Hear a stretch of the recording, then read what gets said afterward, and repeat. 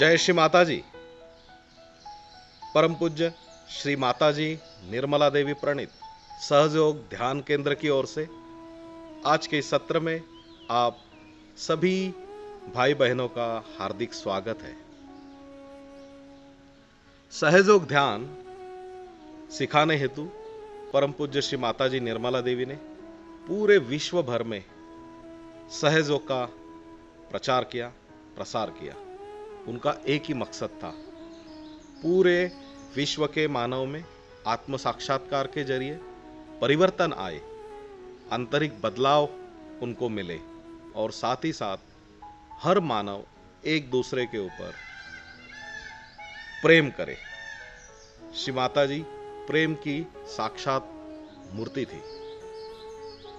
श्री माता जी ने कुंडलिनी जागरण के जरिए सहयोग ध्यान की जो अनमोल देन प्रदान की है, उसी को लेके इस लॉकडाउन के दरमियान हम लोग न्यूज़ वन इंडिया इस नेशनल टीवी चैनल पर लगातार सहयोग ध्यान सिखाने हेतु ये सत्रों की श्रृंखला चला रहे हैं। हम आशा करते कि कल आप लोगों ने परम चैतन्य के जो अनेक उपयोग सीखे हैं, उसका आप दैनंदिन इस्तेमाल करना शुरू कर दीजिए। याद रखिए, सुबह शाम ध्यान करना और जल पैर प्रक्रिया करना यह बहुत ही आवश्यक है। इससे हमारे अंदर पूरी चक्र नाड़ी की संस्था साफ होती है और हम पूर्णतः संतुलित हो जाते हैं। खुद की ओर आप देखें, हर 7 दिन के बाद क्या मेरे अंदर बदलाव आ रहे हैं। तो आइए आज के इस सत्र में सबसे पहले हम शुरू करते हैं ध्यान प्रक्रिया से। डॉक्टर विश्वजीत जी अभी जो प्रक्रिया करेंगे, वो सारे जो भाई बहन हैं अपने घर पर कुर्सी में बैठिए या जमीन पर बैठिए और सामूहिक ध्यान करें। बहुत बहुत धन्यवाद। जय श्री माता जी। अभी हम परम पूज्य श्री माता जी की कृपा में ध्यान करेंगे। सर्वप्रथम परम पूज्य श्री माता जी की प्रतिमा की ओर देखना है। ये सारा जो कुछ होता है हमारे अंदर ध्यान की प्रक्रिया में, शक्ति का जागरण होता है, ये केवल परम पूज्य श्री माता जी के द्वारा होता है। हम अभी परम पूज्य श्री माता जी को प्रणाम करके कुंडलिनी चढ़ा के बंधन लेते हैं।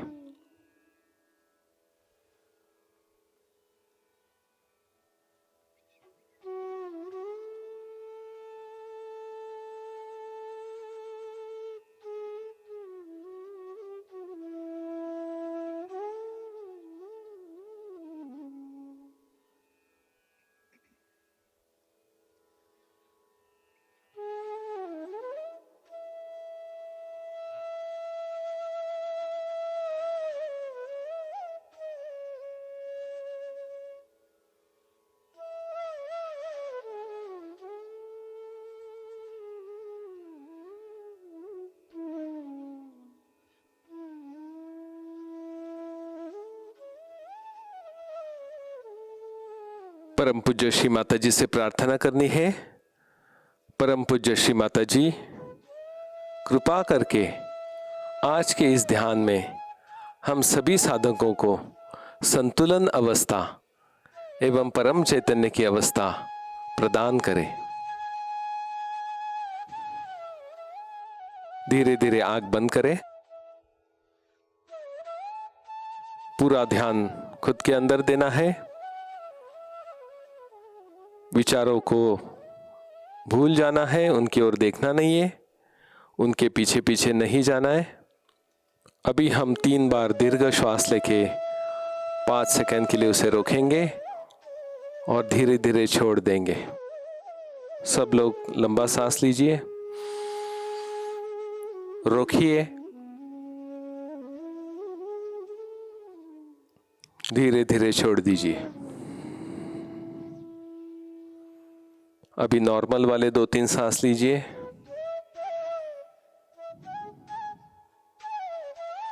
वापिस एक बार दीर्घ श्वास लीजिए, रोकिए, छोड़ दीजिए।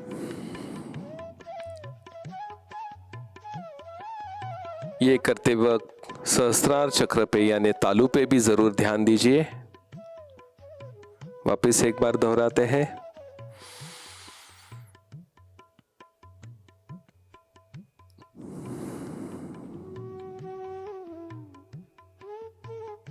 अभी अपना राइट हैंड हृदय पे रखेंगे, लेफ्ट साइड में।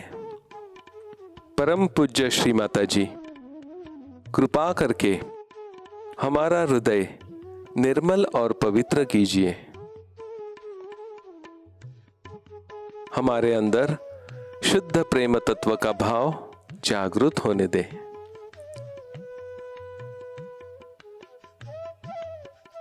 राइट हैंड गोद में रखें। अपना लेफ्ट हैंड लीवर पे रखें, यानी राइट नाभि के मध्य नाभि से राइट साइड जो राइट नाभि है वहां पे रखें।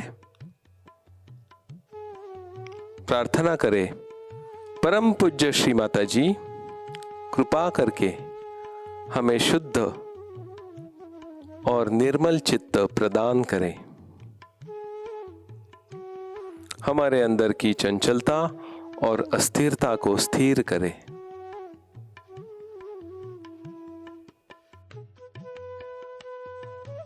लेफ्ट हैंड गोद में रखें। दोनों हथेली पे ध्यान दीजिए और तालू में भी ध्यान दीजिए।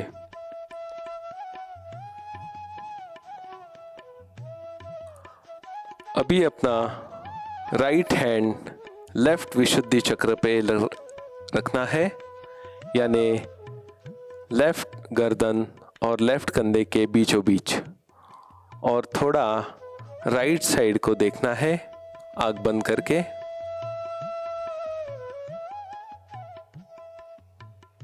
यहां पे पूर्ण विश्वास से कहे, परम पूज्य श्री माता जी, आपकी परम कृपा में मैं दोषी नहीं हूं, मैं निर्दोष हूं।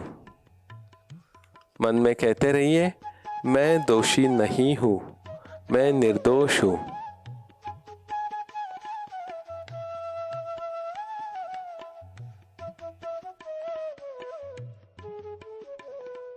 अब ये राइट हैंड हम तालू पे रखेंगे, सहस्त्रार पे। थोड़ा सा प्रेस करेंगे राइट हैंड से तालू पे और पूर्ण श्रद्धा पूर्वक क्लॉकवाइज गोल घुमाना शुरू करेंगे। गोल घुमाते वक्त पूरे आत्मविश्वास से और दिल से कहे, परम पूज्य श्री माता जी, कृपा करके हमारा लक्ष्य, हमारा चित्त हमारे सहस्रार चक्र में विराजमान हो जाए। परमात्मा की शक्ति से हमें एकाकार कराइए।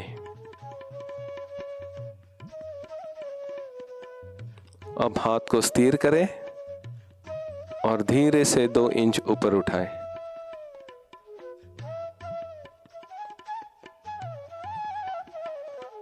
तालू और हथेली में हमें क्या अनुभूति आ रही है उसकी ओर ध्यान दें।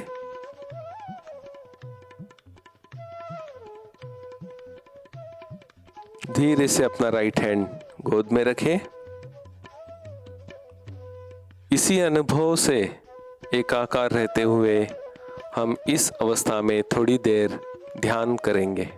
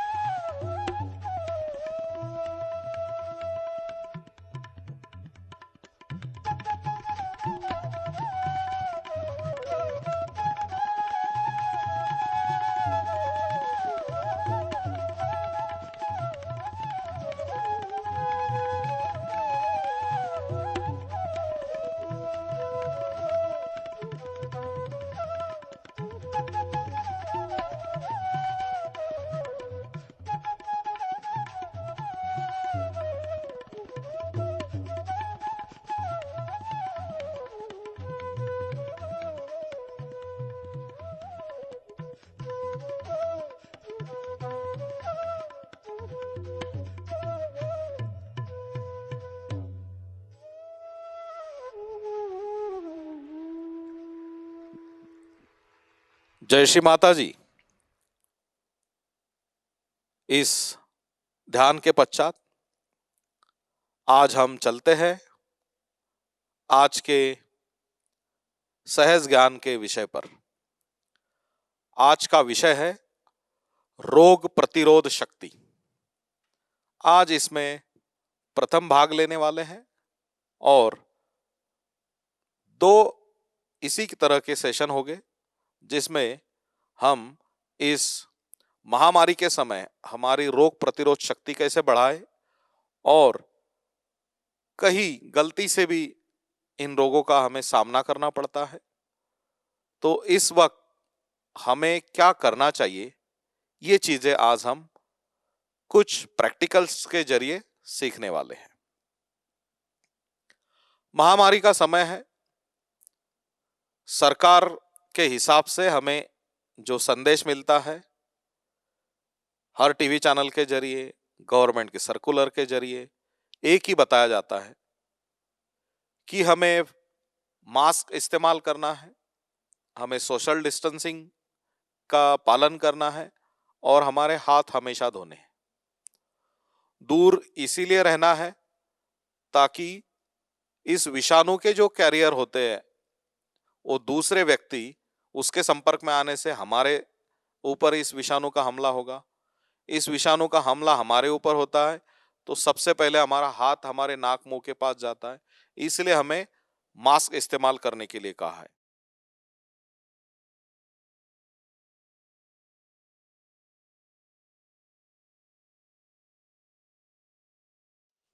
ये मास्क क्या क्या कवर करता है?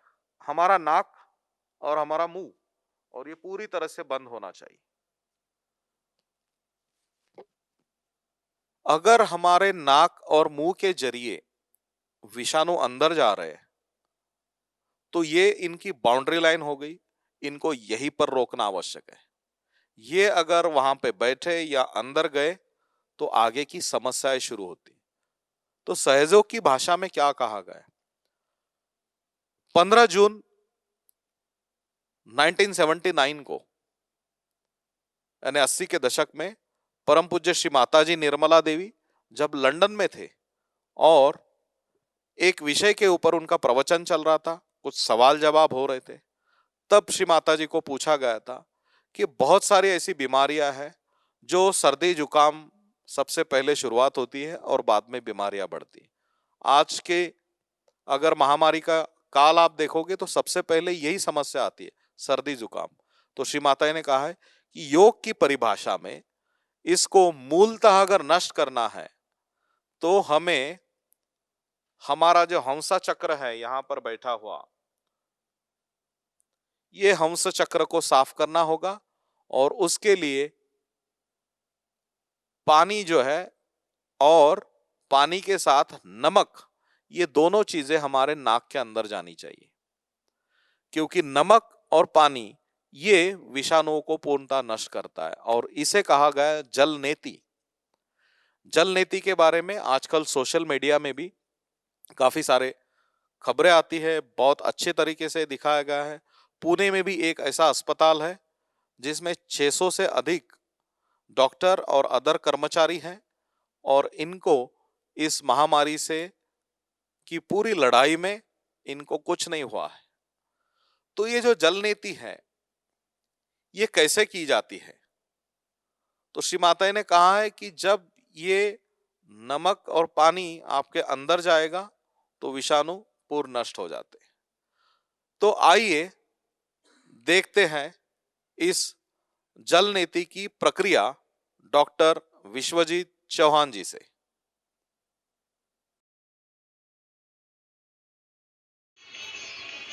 जय श्री माता जी। आज हम जलनेति करने वाले हैं, जो परम पूज्य श्री माता जी ने भी इसका उल्लेख किया है। हमारे नाक में से ही सारे विषाणु, बैक्टीरिया, वायरस प्रवेश करते हैं और इन्फेक्शन बढ़ाते हैं। तो ये जो नाक है, हंस चक्र है, जिसके अंदर ये विशुद्धि के अंदर आते हैं, इसको ठीक रखना बहुत ज़रूरी है और सर्दी में भी इसका फ़ायदा है।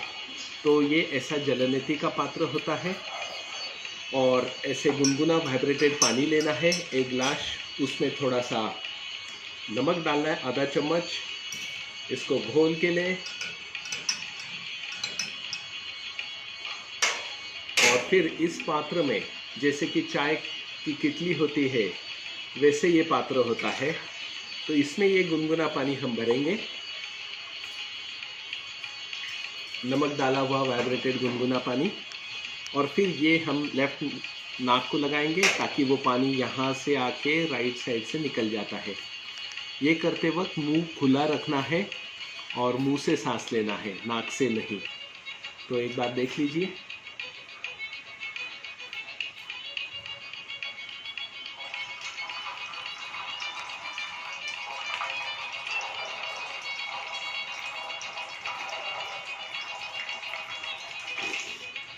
ऐसे ही दूसरे बाजू से भी करना है।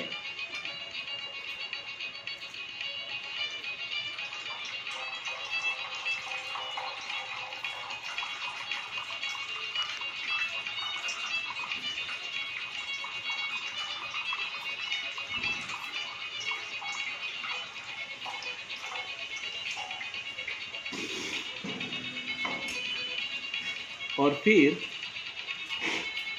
जो पानी बचा है वो पूरा निकालना है।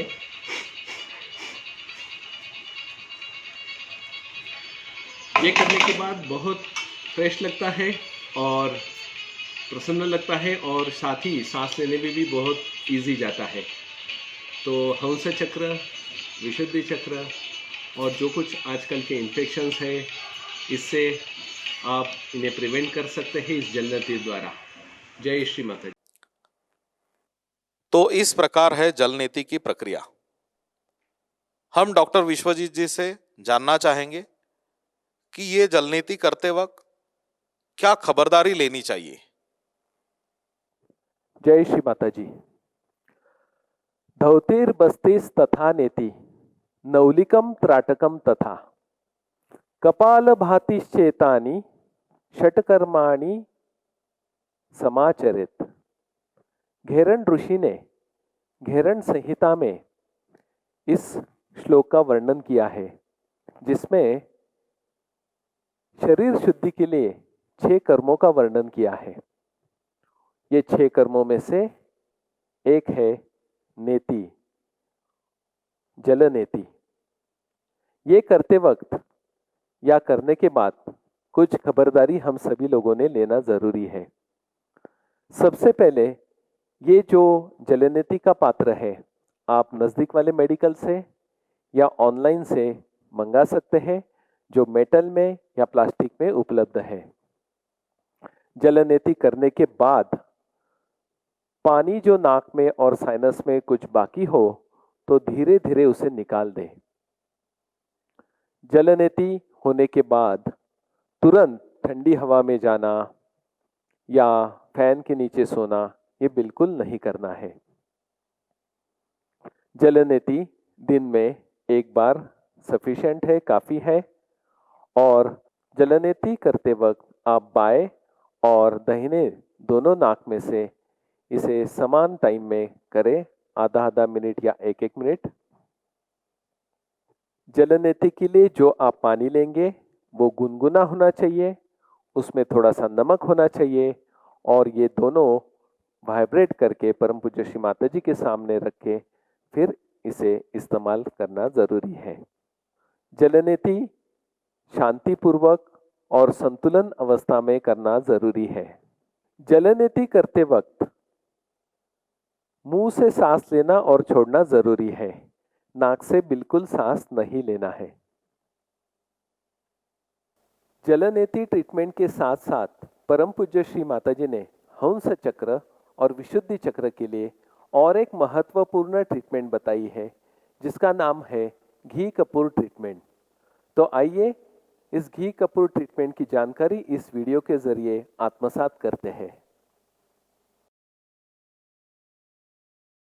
ये बहुत से लोगों को यहाँ मैं देखती हूँ हमसा चक्र की पकड़।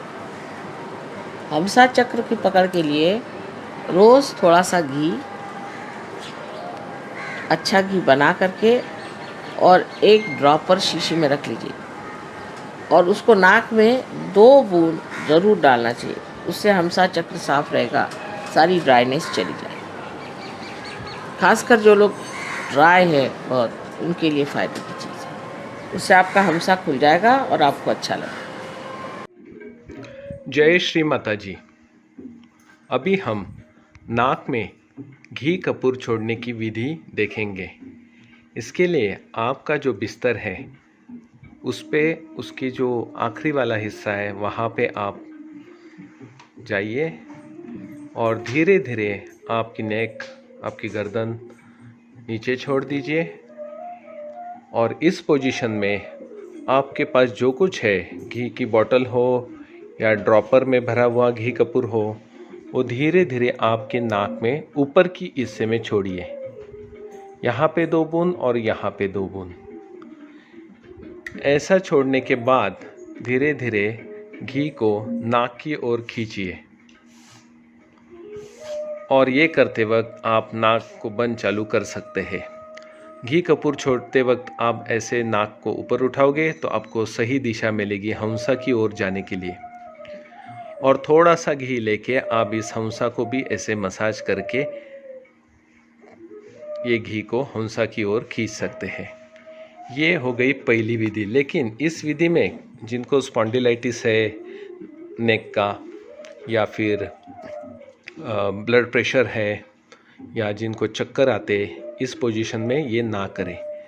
तो इनके लिए और एक दूसरी पोजीशन है, उसके लिए आप ये दूसरी पोजीशन देख सकते हैं। जगह पे आप सो जाइए बिना पिलो के और धीरे धीरे वहीं पे आप गर्दन को ऊपर उठाइए। नाक को ऊपर लेते हुए आप 2-2 बूंद ऐसे छोड़ सकते हैं। इस अवस्था में 2 से 5 मिनट रुक जाइए और फिर धीरे धीरे नॉर्मल आराम कर सकते हैं आप। और एक अच्छी पोजीशन है, जैसे ही आप लेटते हैं तो 2 पिलो लीजिए और जैसे इस पे लेटेंगे तो आपको आपके गर्दन को सपोर्ट भी मिलेगा और नाक में घी कपूर छोड़ने का एंगल भी अच्छी तरीके से मिलेगा। और ये कंफर्टेबल पोजीशन है। इसे में आप दोनों हाथ सर के नीचे भी रख सकते हैं और ऐसे पोजीशन में थोड़ा सा पीछे करके वापस इस नाक में आप 2-2 बूंद छोड़ सकते हैं। तो ये हो गया घी कपूर छोड़ने का विधि, उसके पोजीशंस। ये घी कपूर के बारे में श्री माता जी ने शाम के वक्त सोने से पहले 2-2 बूंद आप छोड़ सकते हैं। घी को थोड़ा पिघलना होगा, थोड़ा गुनगुना होना चाहिए बॉडी टेम्परेचर के हिसाब से।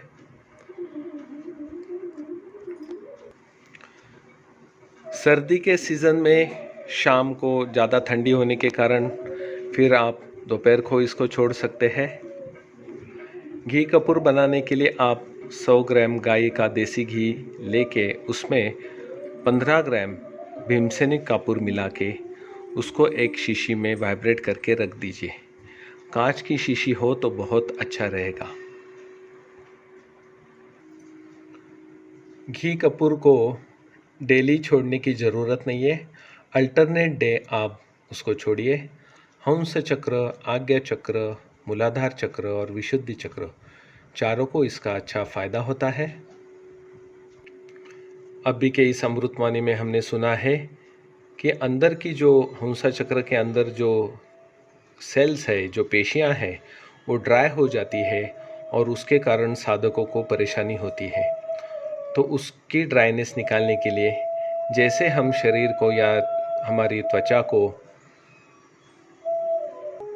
क्रीम लगाते हैं और वैसे ही हंसा चक्र को हमको घी कपूर छोड़ना ज़रूरी है, ऐसा बताया है।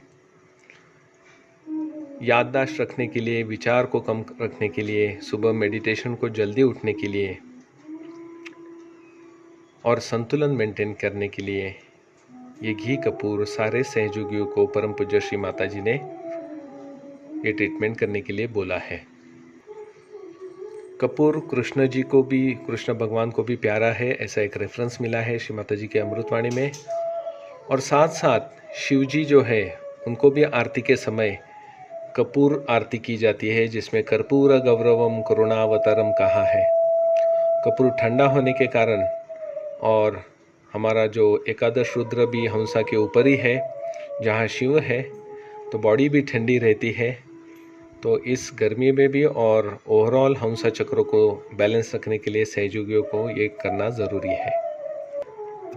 जैसे कि आपको पता है कि हर एक पौधे के जो रूट्स होते हैं वो ज़मीन में होते हैं और पौधा ऊपर रहता है, लेकिन मानव शरीर में ये पौधा उल्टा बोला है भगवद गीता में, ऊर्ध्वमूलम अधः शाखा, यानी जो मूल है, रूट्स है, वो ऊपर है और ब्रांचेस यानी शाखा नीचे है। इसीलिए घी कपूर जब नाक में छोड़ा जाता है तो वो मूल की ओर यानी रूट्स की ओर जाता है। आयुर्वेद ने भी कहा है कि नासा ही शिरोसो द्वारम, नाक ये सर का दरवाज़ा है, और नाक में जो कुछ हम छोड़ते हैं वो डायरेक्ट सर की ओर यानी हंस चक्र, आज्ञा चक्र की ओर जाता है। तो आज से सब सहयोगियों से अनुरोध करता हूँ, विनंती करता हूँ कि श्री माता जी ने बताई हुई ये ट्रीटमेंट ज़रूर अपनाइए और अपना जो निर्विचार स्थिति है उसे बनाए रखें। जय श्री माता जी। तो आज हम रोग प्रतिरोध शक्ति बढ़ाने हेतु जल नेति और भीमसेनी कपूर उपचार पद्धति दोनों सीखे हैं। आपसे विनती है कि कृपया इसका उपचार खुद के ऊपर आप जल्दी शुरू कर दीजिए, जिससे आपको ये जो फायदे हैं तुरंत दिखने लगेंगे। अगर आज के वीडियो आपको दोबारा देखने हैं तो लर्निंग सहयोगा यूट्यूब चैनल पर आप हमारी प्लेलिस्ट में जाइए। न्यूज़ वन इंडिया इस नाम से जो प्लेलिस्ट है उसमें ये सारे वीडियो आप दोबारा देख सकते हो। सहयोग ध्यान के अधिक जानकारी हेतु अपना नाम रजिस्टर करें हमारे टोल फ्री नंबर पर 1800-30-700-800। साथ ही साथ प्रतिदिन शाम को 5 बजे लर्निंग सहयोगा यूट्यूब चैनल पर ध्यान के मराठी और हिंदी में सत्र होते हैं, जिसमें सामूहिक ध्यान होता है, एक विषय पर ज्ञान बांटा जाता है और आपके जो सवाल होते हैं उनके लाइव यूट्यूब चैट के जरिए पूछे हुए सवालों के हम जवाब देते हैं। तो आप 5 बजे के सत्र का भी हिस्सा बने और सहयोग ध्यान में तरक्की करें। आज का ध्यान सत्र यहीं पर संपन्न होता है। आप सभी भाई बहनों को सहयोग ध्यान केंद्र की ओर से अनेक शुभकामनाएं। धन्यवाद। जय श्री माता जी।